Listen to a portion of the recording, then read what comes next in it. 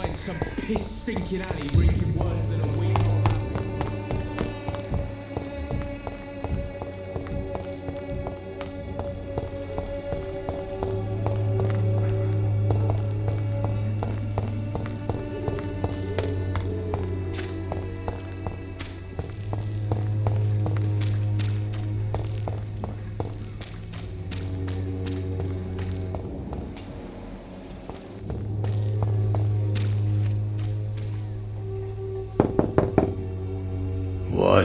What do you want? Leave me alone. Good evening, sir. I'm Dr. Reid. I'm looking for Nurse Dorothy Crane. There is no Dorothy Crane here. Now goodbye. I'm afraid this medical leaflet says the opposite, sir. Really? Well, I'm afraid I'm going to close this door right now. Go bother someone else, Mr. Doctor. To enter that house, I must discover who this man really is. Maybe I could start by observing what he's up to.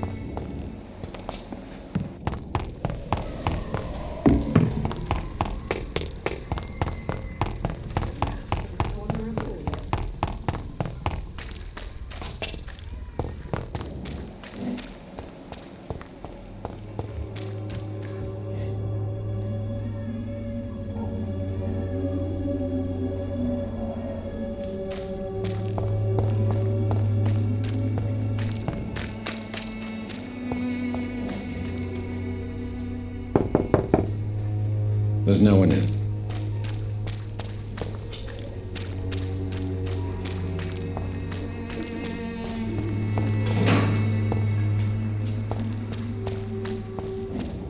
I cannot enter.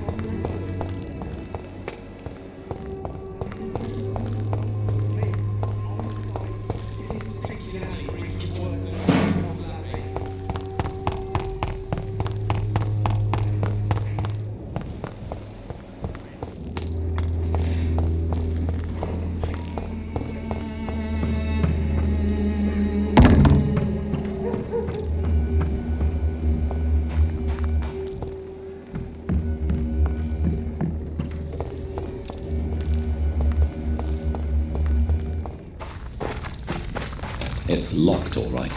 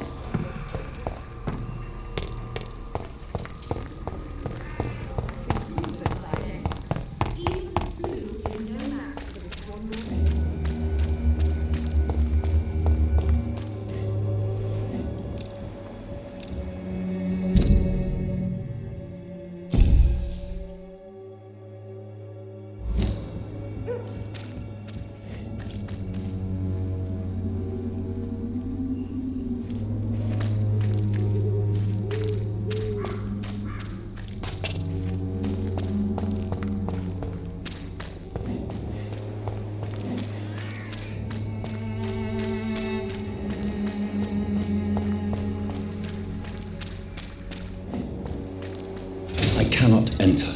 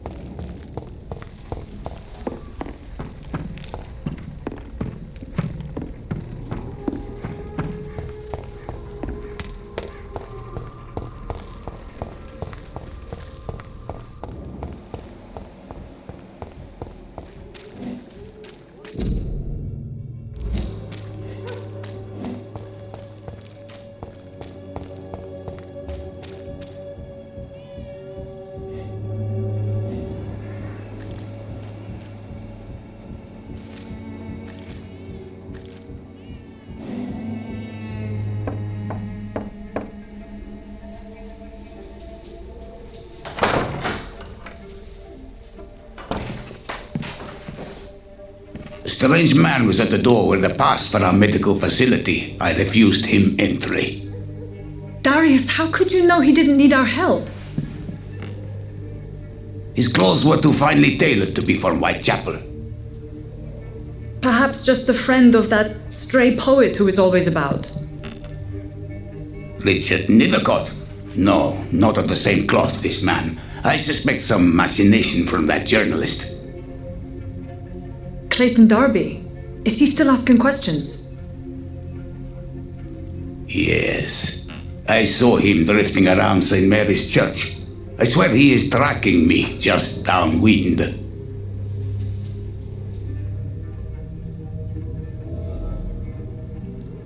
It's It's locked. I must talk to that journalist or the poet. They must know about Darius.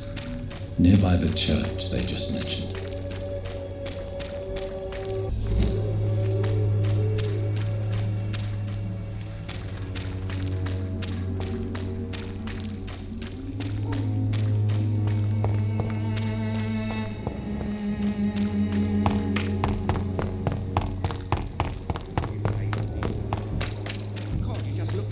This week, Joe. Come on, we can sort it out, right? Welcome, sir. Please take a browse of my wares. I'm Dr. Reid. I would like to ask you a few questions, if you don't mind. Doctor? Interesting. I'm Barrett Lewis. Usually I don't have time to waste with talk, but at this hour of the night I can hardly refuse.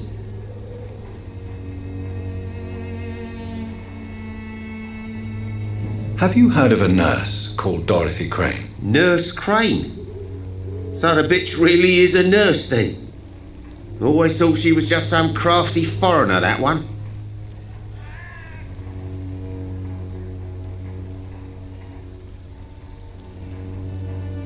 Yes, she's a nurse, and quite a good one. What did she do to gain such notoriety? Dorothy Crane ain't even a real name. Something like Dorothea Craniu. Something like that. Came to England fleeing the war, I was told. That doesn't explain why she irritates you so much. Your precious Nurse Crane gives away medical supplies and prescriptions for free. I offered to sell it for a fair cut, but no, Miss Crane wanted to play the quiet saint. How is business around here? Business? I have no business. Between this racket, theft, and customers getting scared, I'm losing money every day. I see. Sounds like you blame someone in particular for your situation. It's no secret Joe Peterson spends his time harassing merchants. But with me, he's trying to put me out of business once and for all. As a merchant, you see Whitechapel every day. Have you noticed anything out of the ordinary recently? What you mean besides the epidemic, the war, and all the usual crap? As long as I can remember, this part of town has been a bottomless pit, and no sign of the bottom yet. Have you been hurt? No, but that's only because I ran like hell. Those men were raving lunatics, I tell you. Not even able to speak anymore, just screaming. Violence is increasing in the borough. Yeah. A few nights ago, some blokes jumped me. Came out of one of the condemned workshops. Fever, madness, something like that. Where did this happen? Why did you go there? In the closed workshops nearby. I worked there as an apprentice in better days. Now I only go to find trinkets or tools. Too bad I was mugged though. There was good money in that little box of loot I lost.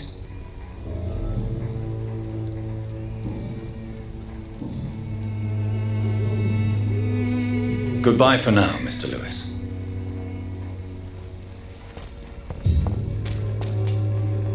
Excuse me, sir. I have a few questions for you. Another journalist? I didn't answer the first one, so piss off! I'm not a journalist, I'm a doctor. A doctor, you say? It's quite a rare breed in this part of town. Really? But still, here I am. Dr. Jonathan Reid, at your service. I'm Joe Peterson to some, but Colossus Joe to most. And I don't remember asking for your service, sir. Have you heard of a nurse named Dorothy Crane? She's a colleague of mine and is supposed to live around here. Dorothy Crane? Yeah, I know her. One of the few good souls who dare to help the sick around here. Could you please tell me more about her? She's a nice girl. Tries to help the migrants. I offered to give her a hand, but she said my reputation would attract too much attention. May I ask what you do around here? I do whatever I want, and sometimes even more. Now sod off. According to you, physicians are scarce in this part of town. Why is that? Not familiar with this neighbourhood, are you? I guess your fancy colleagues are too afraid of being stabbed in the back. This part of town does have quite a reputation. Would you say it's justified? Totally. Look at me, for instance. I always look my opponent in the eye before knocking him out. How did you become the local bully everyone is afraid of, Joe? There's no pride in roughing up poor bastards. But this is the only job I've found. And it pays well too. A job? So you're racketeering for someone else? I got enlisted by the Wet Boot Boys, a gang from the docks. I'm their muscle for their dirty work.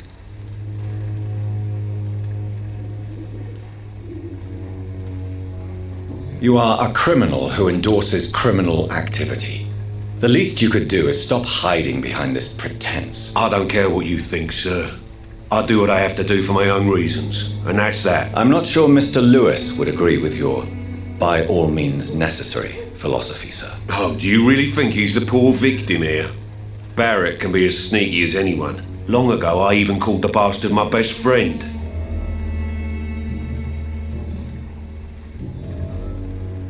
Goodbye, Mr. Peterson. I should never have taken up my... Fancy buying something, sir? You never lose your focus, do you?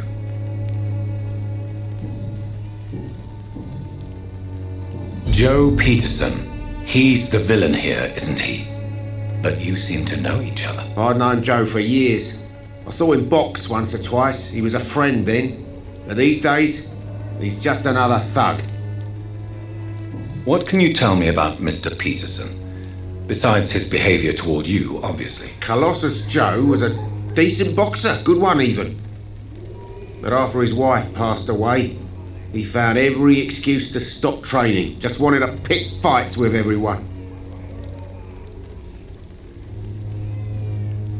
Without making excuses for him, it's safe to say that despair can poison even the sanest mind. We've all had some rough times, ain't we?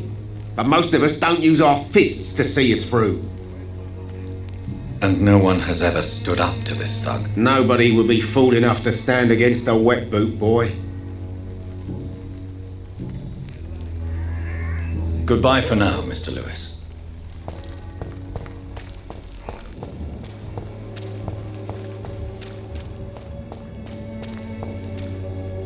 Don't be shy, handsome. What can Christina do for you? I'm not looking for what you're selling. But I'd like to ask you a few questions, if I may. I'm a doctor. Dr. Reid. All right then, but be quick, though I usually get paid when I open my mouth. Do you know Nurse Dorothy Crane from the Pembroke Hospital? Anything you can tell me about her would be helpful. I don't know her, but I know her name is Dorothea Crăciunescu. She came from Romania like me and many others. You seem to respect her. Dorothea helps the sick people of Whitechapel. Everyone should respect that.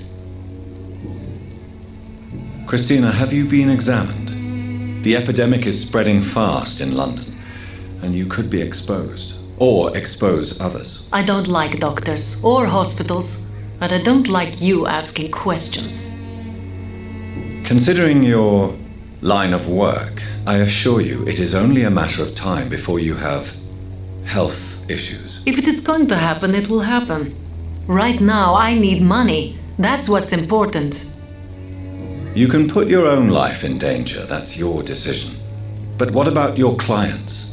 If you're contaminated, you will put them in danger too. And you think that would worry me? If you knew the men I deal with, their health would not be what you'd worry about.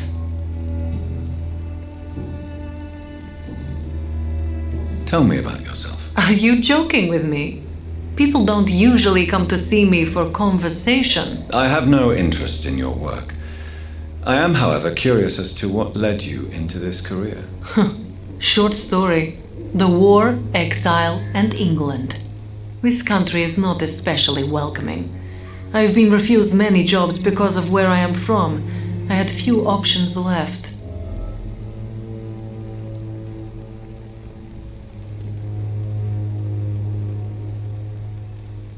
I always thought I was the master of my own fate. But now I know we don't always have control over our lives. I don't judge you. You know, this money is not only for me. I have good reasons to need this money quickly, but it is not your concern, Doctor. Goodbye, miss. Take care of yourself as best you can.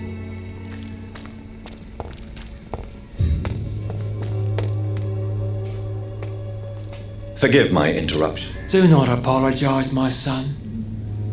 Father Tobias Whitaker is always happy to teach mortals about the incoming Armageddon. I am Dr. Jonathan Reid, and I just have a few questions. A scientist? You are much more lost than I thought, my son. Do you know Nurse Dorothy Crane from the Pembroke Hospital? I'd like to know more about her. I don't like the liberal ideas of nurses, but I especially abhor that Nurse Crane you mentioned. So, you're not exactly a fan of Florence Nightingale's work. But nurses are essential for modern healthcare. Nuns should be the only women allowed to take care of male patients. It's obvious only they have the necessary moral fibre. Why do you hate Nurse Crane more than other nurses? Before coming to London, she was a member of the communist resistance in our country. That's what happens when you let a woman get involved in politics. What do you mean when you say that I am more lost than you thought? All scientists are entangled in a world of causes and consequences, and most of them can't see the plain truth. Quite a judgmental opinion, if you ask me. But what do I know? Blinded by science as I am. But you are seeking answers, aren't you? Answers about the Armageddon about to strike the city. Answers about the hidden truth. I am. But the answers I seek are based on facts, not superstition. Have you any friends? Any family left in these terrible times? No. But I have a disciple I see as my son. He is so devoted. I sent him to preach the good word in the heart of this corrupted city. Where did you send him? I sent Samuel to the Stonebridge Cemetery, where the pestilence and evil grows night after night. You sent him on some preaching crusade during the epidemic. As a true believer, Samuel will fear no evil while he walks through the valley of the shadow of death. I have heard enough for tonight. Goodbye.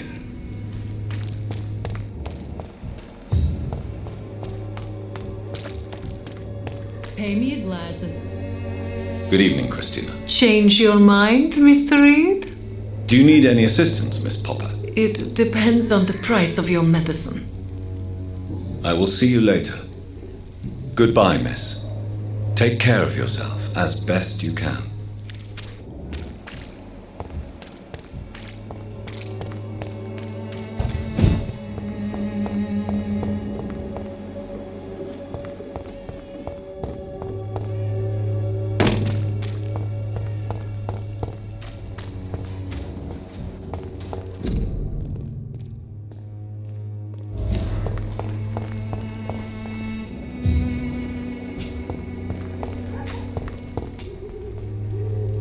Good evening, miss.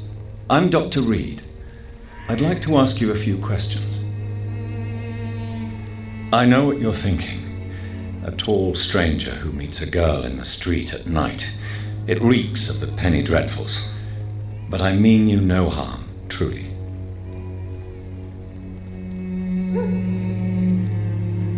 I know you understand what I'm saying. Your silence has nothing to do with you being mute, does it? Camellia, I know you work for Dorothy Crane. Please tell me about her secret dispensary. A stubborn and mute comrade. Nurse Crane and Darius Petrescu have been clever. Very well. Goodbye then.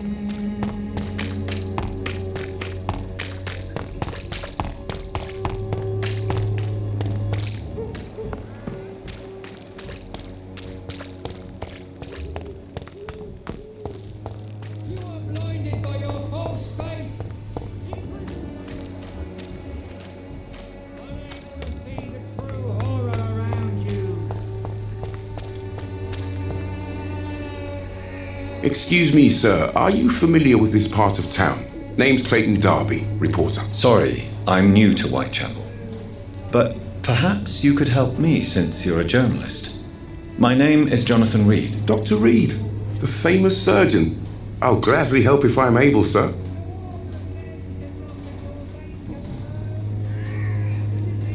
Have you any idea of the danger you face in these streets at night? I've had to run and hide more than once from frenzied mobs incensed by the fever. Do you think the flu is really responsible for this, Doctor?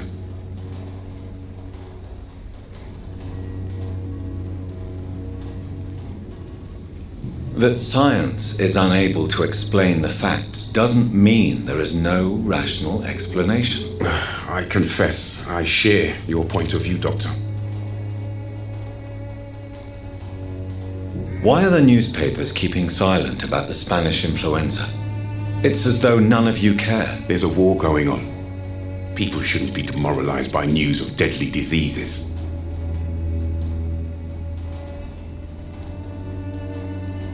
I served in France. Our top priority must be to put an end to this butchery. This war must stop now. Sir, streets are a battlefield too. An invisible and untold war is going on, and it must be stopped. What is a journalist doing in this borough after sunset? He goes where none of his colleagues would dare to go, to inform the country. So you risk your life to reveal the truth. I saw many reporters do the same during the war. Whitechapel is the crucible of so many untold stories and tragedies. I want people to know them. That's quite honorable of you. But is the public interested? Not at all, sir. And that's why I'm an independent journalist, hoping to sell some stories. Christina Popper claims she sells her body because she can't find any other work. Do you believe her? Of course I do. Her story is exactly what I want my readers to understand. We live in an intolerant and divided nation. Do you think things will ever change, Mr. Darby? I believe the situation can only improve. And now that women can vote, I'm convinced things will change.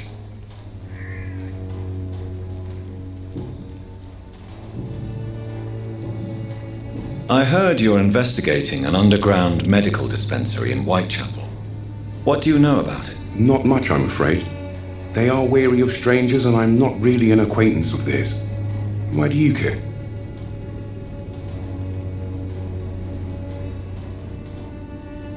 I'm a doctor, Mr. Darby. I care about everything involving public health and this epidemic. Are you sure you're not just concerned about the repercussions that a scandal involving a certain Nurse Crane from the Pembroke Hospital would bring? Without a doubt, you are a damn fine journalist, Mr. Darby. What do you know of her accomplice, a man named Darius? I don't know much about the man. He's very cautious, never goes out, doesn't seem to have any friends or family. He has no relatives at all? No, except for that strange man, a poet named Richard Nethercott, who sometimes comes by. Darius would never let him in. Where can I find this Mr. Nethercott? He spends most of his time lurking around Whitechapel, talking to himself or declaring verses. These days, you can usually find him behind the church. He never goes out? No. A few days ago, he unexpectedly did. I followed him, but it was just a ruse to keep me away from his house. Really? How do you know? He went to the nearest mailbox, but just before posting his letter, he ripped it up and threw it away.